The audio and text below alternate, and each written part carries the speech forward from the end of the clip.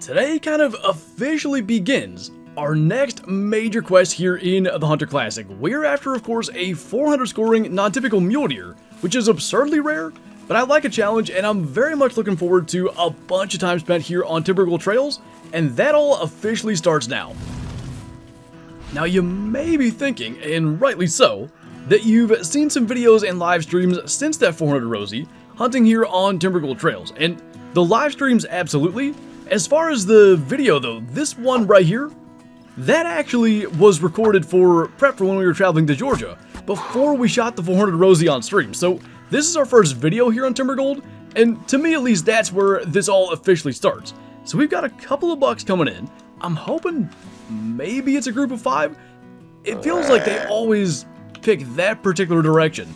It is the worst direction because they can really hide back in there for quite some time, because there's at least 3. So there probably are 5. Might just sort of keep the drilling rifle at the ready, in case something bigger comes out at the back. I mean, that's buck number 4, and very much unimpressive.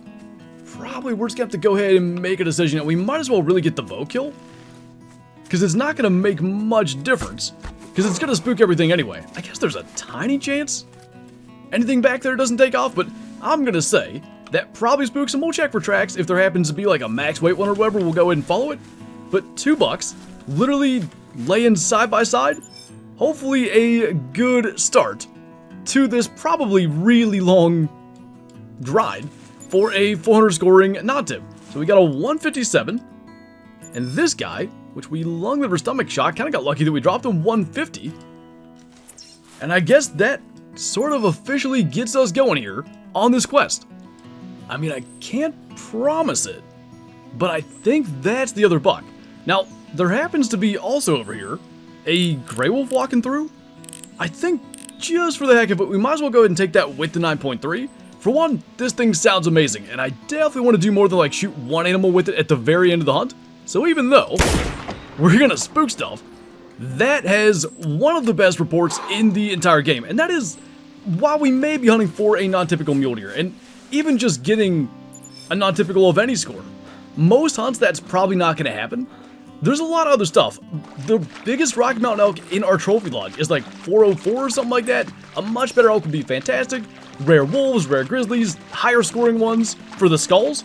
There's actually pretty much every species on this map is potential for a really nice upgrade in our lodge, and that's what I'm really looking forward to about spending a bunch of hours here. So as for this guy, as male wolves go, not anything special, but right long shot 100 meters and 15.4 score. And I suppose we can run a little bit now, since we definitely spook stuff. But we're just going to work our way up the creek, probably as far up as we can get on this side.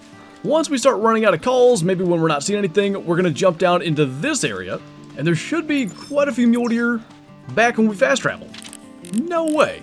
That's a gray puma? I've actually never killed one. They're not like insanely rare or anything. I thought it was a wolf walking through. Is that a male? It is. He's not huge, 55 to 90 kilo, but we will definitely try to take that.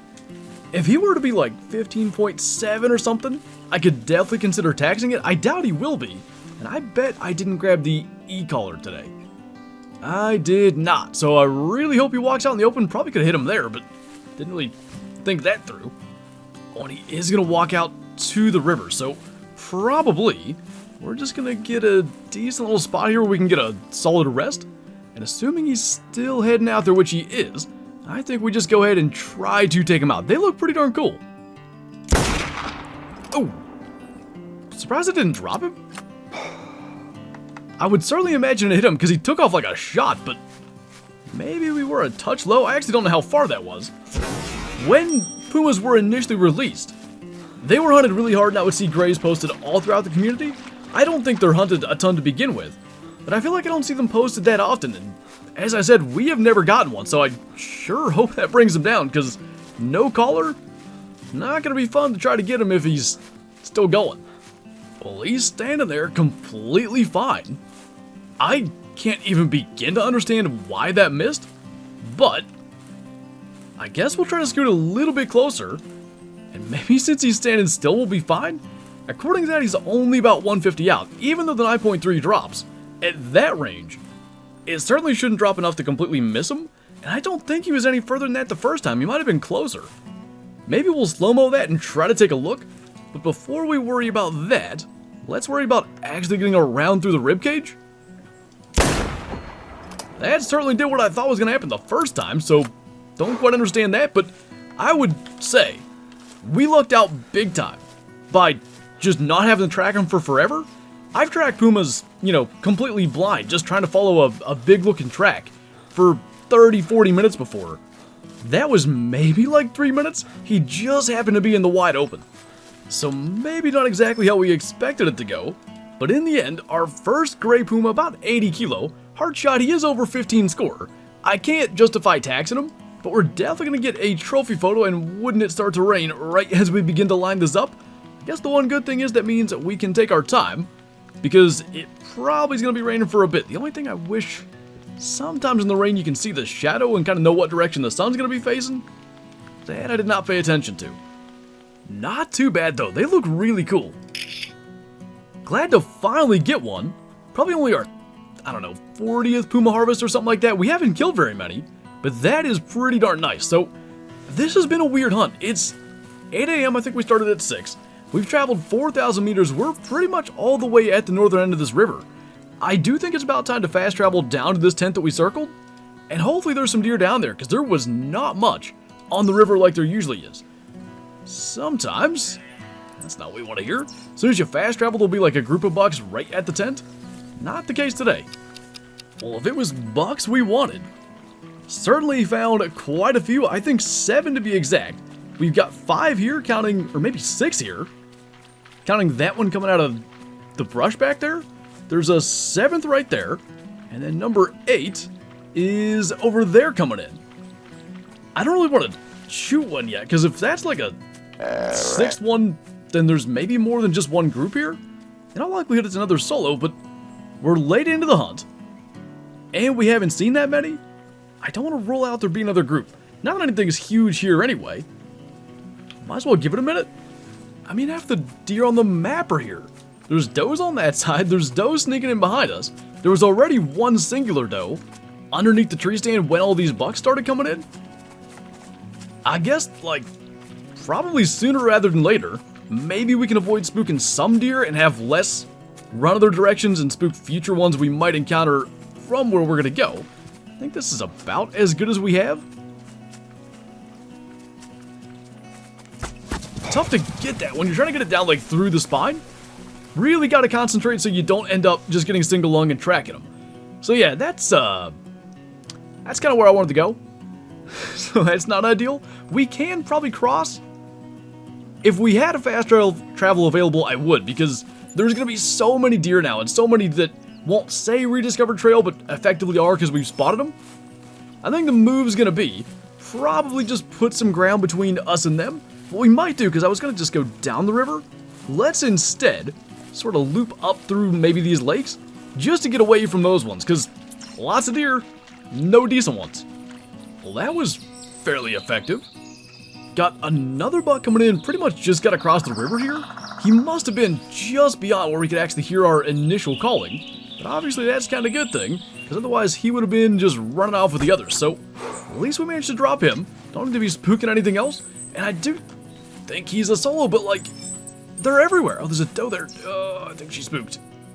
We might be okay. Like, the odds she runs right to him aren't insanely high, but this is definitely a scenario where we want to mark where that call came from. Looks like right about there, because if she does spook him, at least we kind of know as we're approaching that area where he was, where we need to be looking, because if he's gone, we could spend forever crawling and go right past where he was. So this one was a 149.9999 with a very nice CSS and reward number. Now we're going to try to, I don't know, find a flat spot and sit, because we really don't know if he's coming in or not now. Well, don't think we're tracking that one. I do think it's spooked. I didn't find a fleeing track, but 55 to 80? I know we recently talked about weights not meaning a whole lot when it comes to deer and their scores, but a buck that low weight, I cannot imagine it would be anything any kind of decent. Also, maybe this will be the fleeing track? Now that's just another roaming, so he was clearly in this area. but I think he's long gone now. You know, I think we might have every common fur color for wolves down here. They're all down here at this elk carcass, and those two are playing. Those are two different furs, by the way. The one on the right's kind of newish, probably a couple years old. This is the old, sort of darker fur. He's 15 to 17, and then the common one, which is trying to hide back here, also 15 to 17, looks bigger to me. So let's go ahead. Looks like they're kind of heading out. See if we can maybe get him with our last 9.3 round. Take an extra second to line that up after the puma earlier. We're not far from a 10. I just fast traveled again, just trying to get away from like all the deer that we keep on spooking. Let's grab another box of bullets, because the way things are going, I'm not so sure that'll be our last rifle shot. So, fresh box of bullets and a probably much better than last time gray wolf down. Hopefully 16 plus. I doubt he's going to be in the area where we would do a skull mount. 67 kilo is going to be close. 15.8. So, nothing special. Still a pretty decent upgrade over that last one. So now we've kind of, this whole hunt has been weird. Like, the directions we've gone have not been at all the plan. I kind of think we might swing back through this way. I talked about it earlier on. There weren't many deer down here, and it was kind of odd.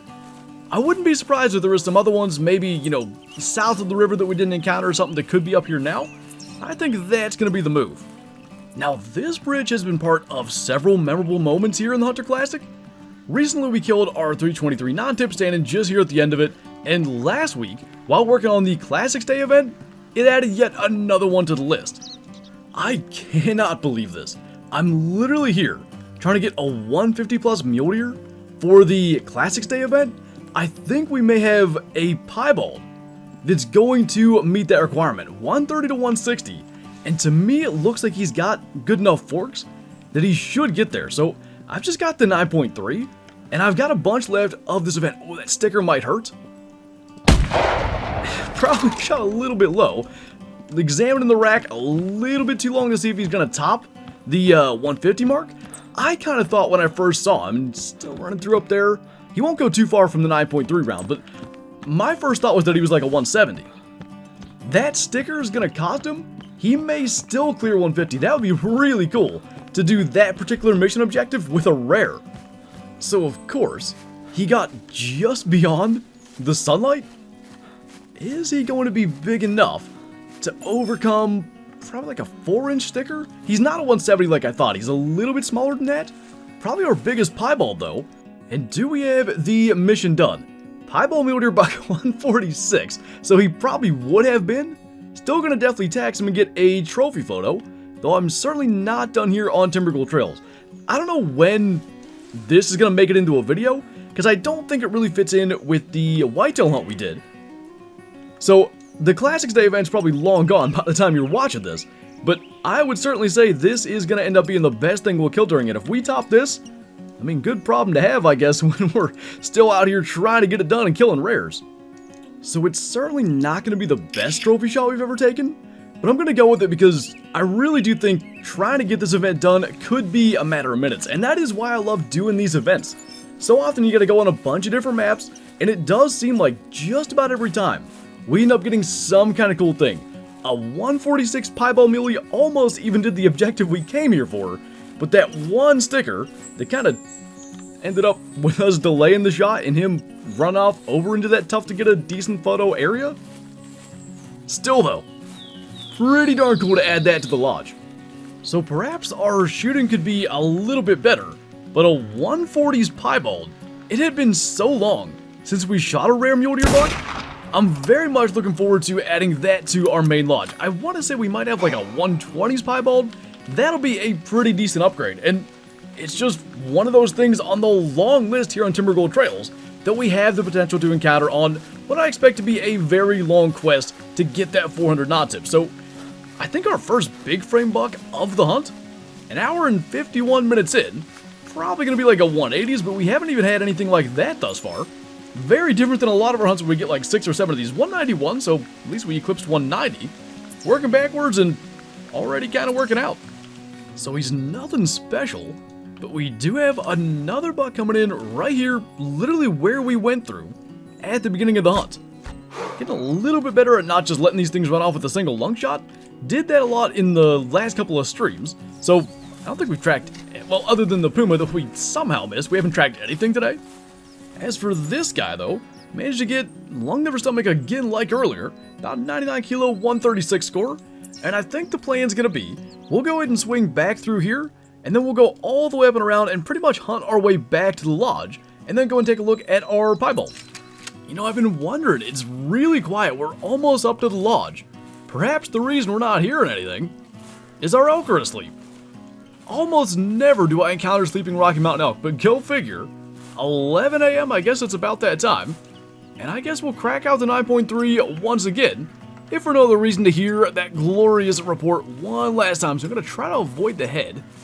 I'm going to say that was pretty effective. That dude is really slow. He is lucky we're carrying a single shot, at least in terms of the rifle bore. And as for the better one, I don't even know. It looks like probably a 260 or 270. Nothing special. Double lunged him at the very least 285. A little bit better than I thought. And we have all of about 500 meters to hope that we maybe find something that's awake this time. So I can't exactly say I'm surprised, but no more animals up there along the road. Therefore, our sleeping elk ends up being our last kill of the hunt. But go figure, one of the very first trips to Timbergold post 400 Rosie, we get a 146 scoring Piebald Mule deer buck. It was actually back on April 30th, so it took a while to actually get into a video. But that is exactly the kind of thing that I'm really excited about for this lodge. There are, I mean, just in view here, so many whitetail in the lodge. And things like the 329 non-tip, of course they're going to stay, but a 122 albino, maybe some 190s, though I'm a huge fan of those, so maybe not. Things like that could definitely be replaced by big rare mule deer and stuff like that. And I'm really looking forward to kind of this next chapter of the quest for trophies in this lodge. So long it's been Loggers Point, Red Feather Falls, Whiteheart Island, between whitetail and elk. It's a big change now, just all the species we're after, and I think it can do a lot for this trophy lodge. So anyway, that's going to do it for this video, so as always, thank you guys for watching, and I'll see you next time.